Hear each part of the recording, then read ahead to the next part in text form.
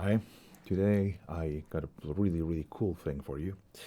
It's possibly the best chord guitar video that you can find today. It is a result of me spending way too much time with guitar and trying to find new chord voicings without too much of an effort. So, here it is. Here is a big reveal of two majestic shapes that will bring all the wonderful dominant sounds for sharp 11, natural 13, sharp 9, flat 9 chord, whichever taste you choose. So, those two things. It's coming from one idea. As most of people that played a bit of jazz, swing music, gypsy jazz, or even country are familiar with the sound of diminished chord.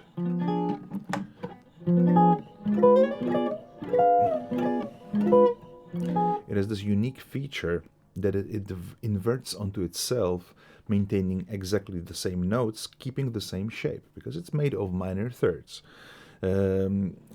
So, because it's made of minor thirds, every single note, whenever it goes up a minor third, it starts repeating itself after 3 repetitions. Therefore, we have those 3 inversions, right? It's root position, first inversion, second, third inversion.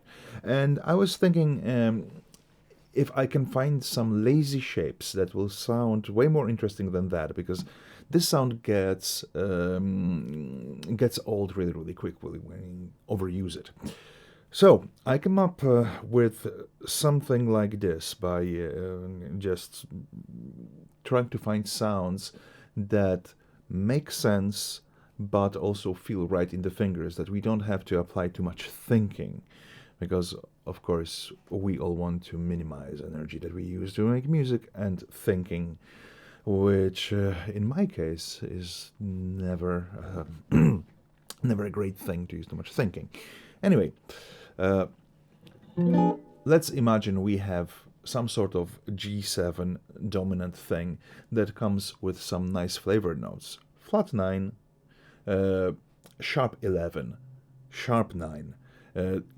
In other words, any dominant that is a derivative of so-called diminished scale or whole half scale. This scale is actually quite interesting thing that has almost all nice extensions apart from flat 13 or sharp 5.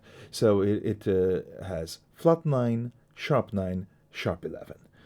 Those 3 things. Pick and choose wherever you like. If I spell it from G, and I'll just play it on one string so that we can see the structure, not that I can fluently play this scale, therefore I prefer to see it this way. It makes the whole process slightly easier. Let's have a look.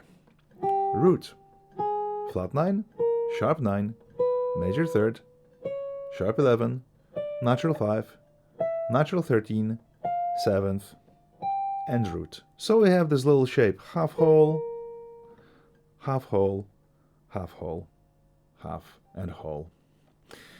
Now, those two magical shapes. First one, did I put it on the screen the right way? Yes.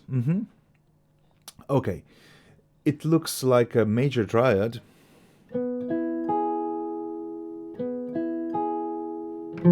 but with a half step at its bottom. So it's like a D major shape that went a bit wrong, went squished. So what it is, it's basically our diminished shape with this D note moved up a whole step. And now with the chord notes that we have here, 7th, 3rd, natural 13, flat 9.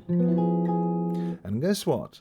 This shape actually follows the same idea of moving them up a minor third like diminished. So if you know this thing, just change the shape and do exactly the same thing. But it doesn't invert onto the same thing.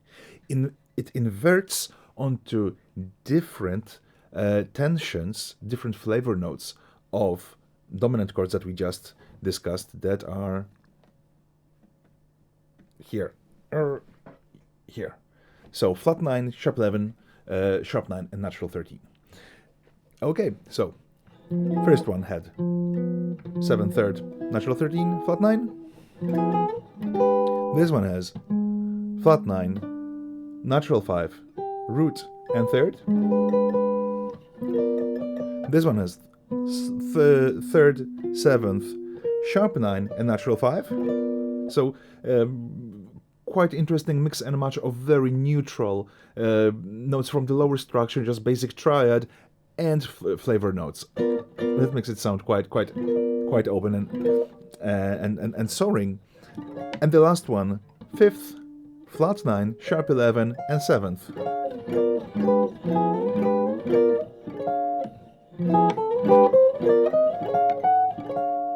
Right? So already with just this one shape we already can do quite a lot of interesting things. But what would we play in between those, right? Because they're 4 frets apart. Is there a way apart just from playing a little passing note of sorts?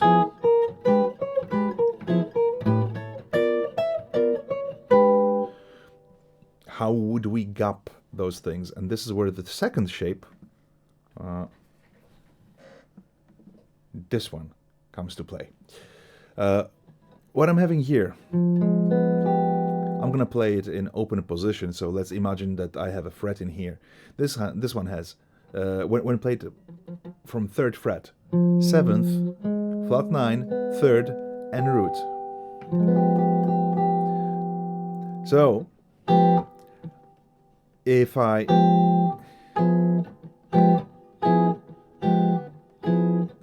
though they already have this little half step of sorts movement on top, they're still dominant thing. They're the same dominant thing.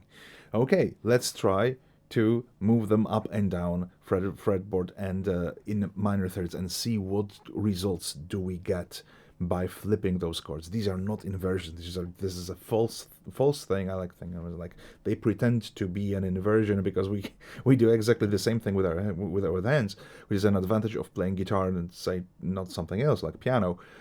We have the same geometry, intervallic geometry of the chord, but it results into being something that I find it absolutely fascinating and pretty cool.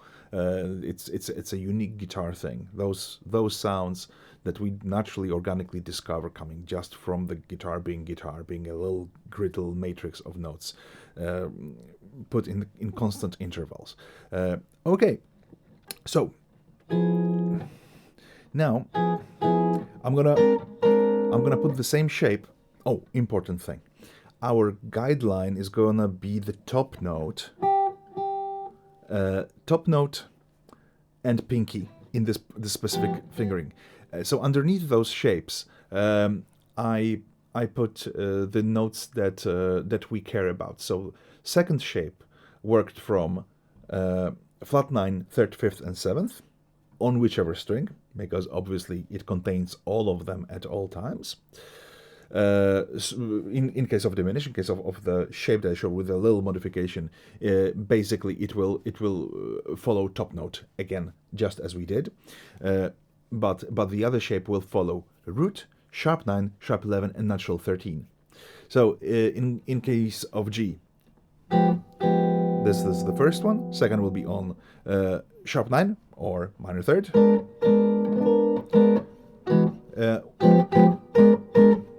Usually we can find if there is something usable with the chord just by moving it up and down minor 3rd, and that's exactly what we do here. And we end up with really nice tensions. Okay, let's go further. We're just gonna move the whole thing up a 3rd, and now my pinky is on C sharp, which is sharp 11 of G. Okay, and let's see what are the resulting notes. So first one had 7, flat 9, 3rd, and root. Second one has flat 9, 3rd, 5th, and sharp 9.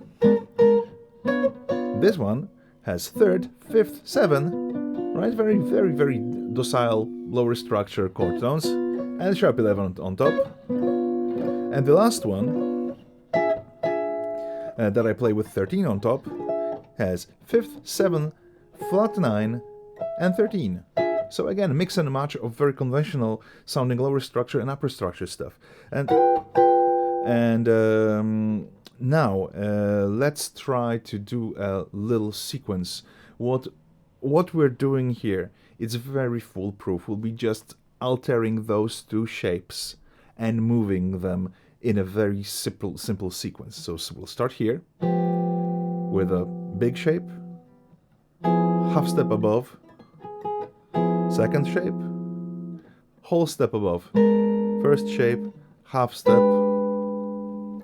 whole step, half step, whole step, half step, whole step. And this is very useful, for example, in chord melody setting. If I want to spice up my simple melody played on first string, I can use those.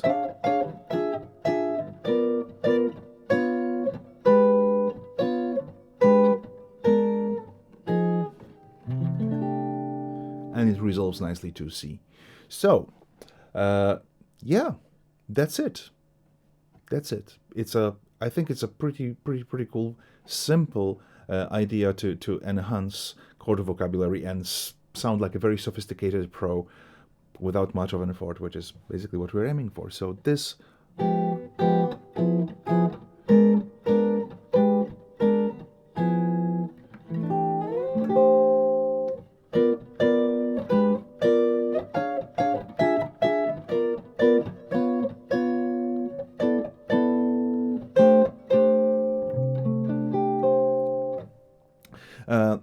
One more thing that can be done, we can instead of pinky here, we can play a little bar, and the only difference is that instead of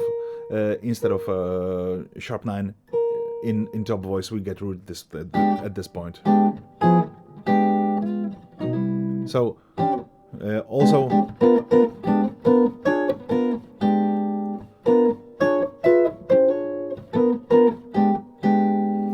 quite a usable sound. So yeah, that would be it for today. I hope that at least one person got something out of it. It's still worth it. It's worth doing it. Anyway, this is something that I incorporated into my playing some time ago, just because I was sitting too long late in the night, and hopefully you are sitting in the night as well and trying to explore your own things. So if you found something, share it. Happy to hear. All the best and Happy New Year. I hope you are all doing great, and see you possibly on live stream.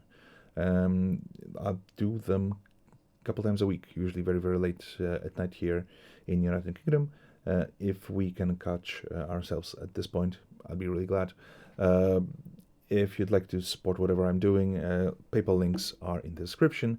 So, hoping to hear from you and see you soon. All the best. Bye.